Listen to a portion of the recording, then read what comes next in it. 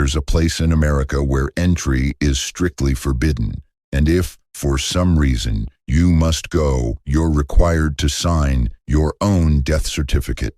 Yes, we're talking about that eerie and forbidden location in New York, where setting foot could mean inviting death itself. Before we dive into the story, if you haven't subscribed to the channel yet, make sure you do it now, and getting this video to 100 likes, that's your responsibility. So let's begin the video.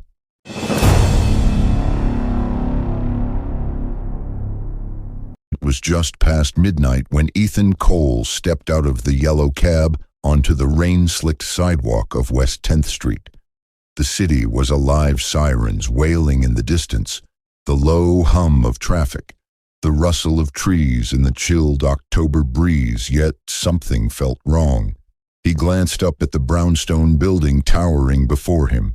14 West 10th Street, the House of Death. That was what the locals called it, a name whispered in bars, passed along in ghost tours, and avoided by neighbors. Ethan had heard the stories. Over 20 documented deaths inside the building, tales of violent spirits, even a rumored sighting of Mark Twain's ghost pacing the upper floor. He tightened the grip on his camera bag. This was his fourth documentary, but the first where he genuinely felt fear. Not the kind you pretend to feel for YouTube clicks, real, bone-deep anxiety that something wasn't quite right. The house stood too still. Its windows looked like watching eyes, its stoop like a mouth waiting to swallow him whole. Apartment 3B, he muttered to himself, rechecking the email on his phone. A former tenant had agreed to let him film overnight for a generous fee, of course, but she insisted on leaving before dark. "I don't stay past sunset," she'd warned, her voice low, distant. "They get restless." Ethan rang the buzzer, no answer. He rang again, still nothing. Then the lock clicked. The front door creaked open on its own. He stepped inside. The foyer smelled of old wood, mildew, and something faintly metallic like rust or dried blood. Dust floated in the air, dancing in the shaft of light from the street lamp outside. His footsteps echoed unnaturally loud on the hardwood floor. He climbed the stairs slowly, each step groaning under his weight. Apartment 3B sat at the end of a narrow hallway, its door cracked slightly open. A single envelope lay on the floor, addressed to Mr. East Cole. He picked it up. Inside was a key and a note. Ethan stared at the message, heart beating faster. Red door. There was no mention of that in any of his research. He entered the apartment. The air was colder inside, much colder. He set down his gear, switched on his night vision cam, and began recording.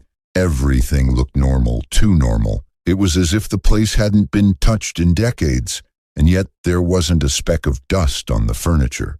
At the far end of the hallway, past the bedroom, there was another door, painted a deep, cracked red. No knob, no markings. He raised the camera. A faint whisper filled his ears like wind through leaves, or breath over skin. He spun around. No one. When he turned back, the red door was open.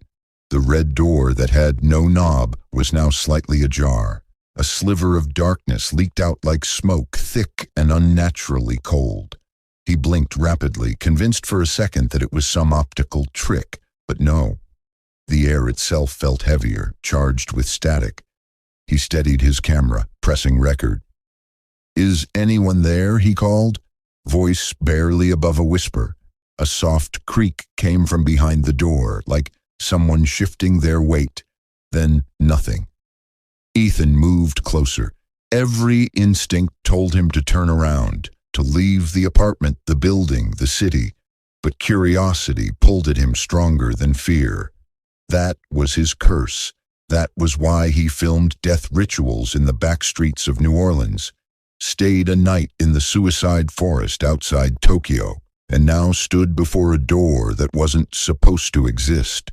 The wood was freezing cold to the touch, like ice pulled from the bottom of a frozen lake.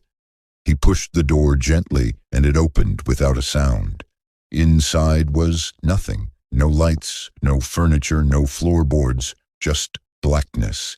He aimed his camera light toward it, but it barely penetrated the void. Then the door slammed shut behind him. He spun, fumbling for the handle, but there was none. Only smooth red wood.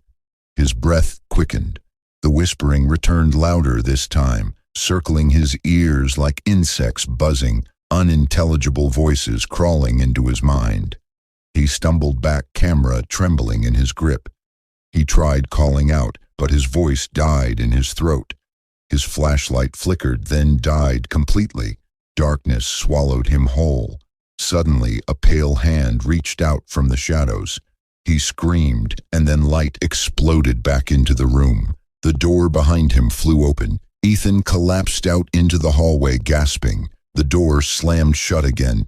The whispering stopped. He scrambled to his feet, backing away from the red door as if it were a living thing. He grabbed his phone. The time had changed. He had only been inside for a few seconds, but the clock said 2:41 a.m. He had lost nearly an hour. He backed into the main room, trying to collect himself, but just as he lowered the camera, he noticed something strange. In the mirror across the room, his reflection was smiling, but he wasn't. Ethan didn't sleep. He tried. God knows he tried. But every time he closed his eyes, the whispers returned louder, clearer, closer. By morning, his hands were shaking from exhaustion. He uploaded last night's footage to his laptop, hoping to make sense of what happened. What he saw chilled him to the bone. At 2:37 a.m., the camera captured him standing before the red door, but he never entered.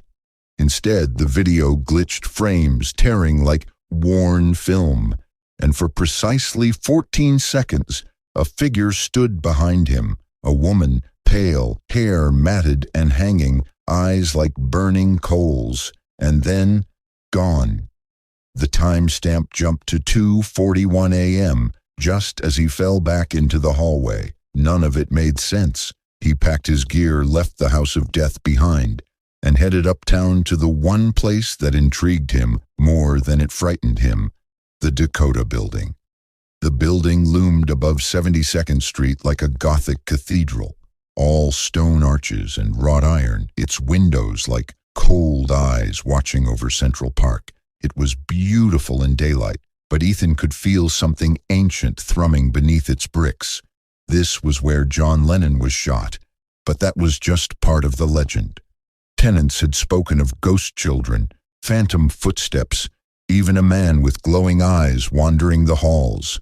He was meeting someone there, an elderly resident named Mrs. Langford, who had lived in the Dakota for nearly 5 decades. She greeted him at the lobby, thin, with trembling hands and eyes too tired for her age. "You're not the first," she whispered as the elevator rose. Others came, with cameras, lights, questions. Ethan glanced at her. What happened to them? She stared straight ahead. They never really left. Her apartment on the 6th floor was filled with antiques, old books, and faded photos. She pointed to one near the mantel, a black and white photo of a girl in 1900s clothing. "That's my sister," she said softly. "She died in 1963, but sometimes she still visits." Ethan felt a chill. "Do you hear whispers too?" he asked. Mrs. Langford nodded slowly. "Only when something is coming." He set up his camera by the window, letting it capture the fading afternoon light. She showed him the hallways, the servants' staircase, the old maintenance room in the basement that hadn't been touched since the 40s. When he asked about the man with glowing eyes, she simply said, "He's the reason we leave the lights on." That night, Ethan stayed behind in one of the unused wings of the building with permission. The air grew colder as midnight approached. His camera battery drained within minutes. His phone went dark. The emergency lights flickered, then failed, and in the distance, the soft, dragging sound of footsteps. He stood frozen, flashlight trembling in his grip. Then a voice, hoarse, male, barely human, echoed from behind. He turned. There was no one. But in the mirror beside the hallway, the pale woman from the red door was watching him, smiling. Ethan had made a mistake. He knew it the moment he stepped off the platform and into the abandoned subway tunnel beneath City Hall. No tourists, no guards, no signs of life. Just the stale scent of rust, concrete, and something else, something older. This tunnel hadn't been used in over 80 years. It was one of New York's secrets, a relic from the early 1900s, once hailed as the most beautiful subway station ever built. Marble arches, brass chandeliers, curved tile walls, and silence. But Ethan wasn't there for the architecture. He was chasing the woman, the same ghostly figure from the red door, the one that smiled from the Dakota mirror. She was following him or leading him, and tonight he would follow her back. He slipped through a service entrance at dusk, flashlight in one hand, camera strapped to his chest. The passage sloped downward, the sound of his own footsteps echoing eerily. As he descended deeper, he noticed graffiti on the wall symbols, names, dates, then scratches, dozens of claw marks, as if something had tried to crawl out. The air turned thick, almost gelatinous. Time seemed to warp. Every second felt stretched. And then in the far end of the tunnel, a faint flicker of movement. Ethan raised his flashlight. She was there, standing still, pale, drenched in shadows. Her head tilted slightly, her lips unmoving, but Ethan heard her. He stepped forward. "I need to know what you want," he whispered. She didn't answer. Instead, she turned and walked deeper into the tunnel. Ethan followed. The station emerged suddenly beautiful, forgotten, untouched. Moonlight filtered through dusty skylights. But something was wrong. The chandeliers swayed, there was no wind. The walls whispered there was no one. And the tracks were wet. Ethan's camera flickered to life again, despite the battery being dead earlier. It hummed softly, then began recording on its own. He raised it, filming the curved corridor ahead. And then a face appeared inches from his lens, twisted, decayed, eyes hollow. He staggered back, heart pounding, but when he looked again, there was nothing. Suddenly, the station lights, long thought disconnected, blazed to life, bathing the tunnel in harsh, golden light. Shadows danced wildly across the walls, and then the scream, a blood-curdling, inhuman shriek echoing from the darkness behind him. Ethan ran. He didn't remember which way. The tunnel twisted in impossible angles. He tripped, slammed into a wall, scraped his arm. Blood dripped on the tiles. The whispers grew louder. He turned a corner and saw a figure, not the woman. A man, eyes glowing faint green. No face, just a blur of shifting features like static on a screen. The being stepped forward. Ethan backed away, breath caught in his throat. The man raised a hand, pointing behind Ethan. Ethan turned, and the red door was standing in the middle of the tunnel. No frame, no wall, just the door. It creaked open slowly, a wind sucking into its void, and from the darkness inside, something crawled out.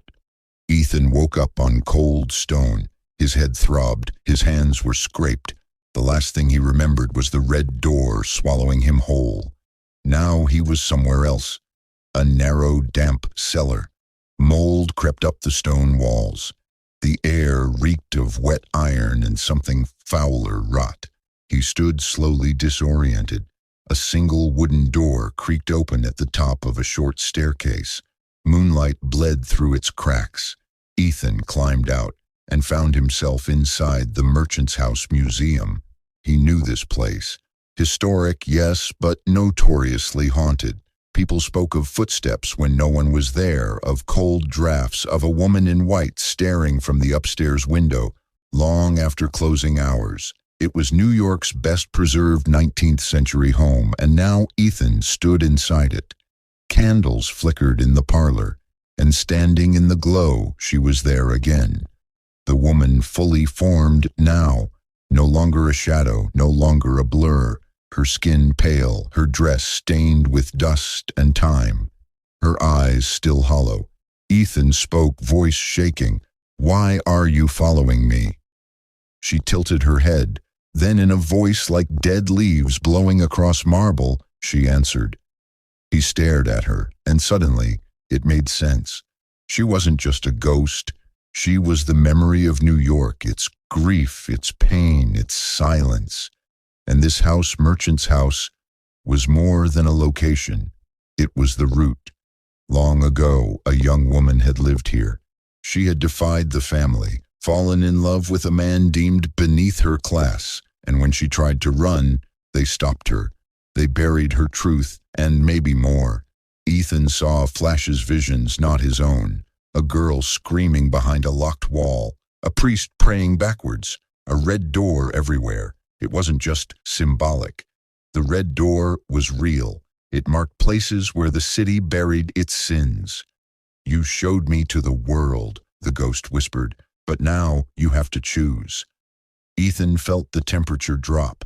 The candle flames bent sideways. Whispers filled the room. His hands trembled. The camera on his chest turned on by itself again, its red light blinking, recording, documenting, and he realized he wasn't here to escape the story. He was here to finish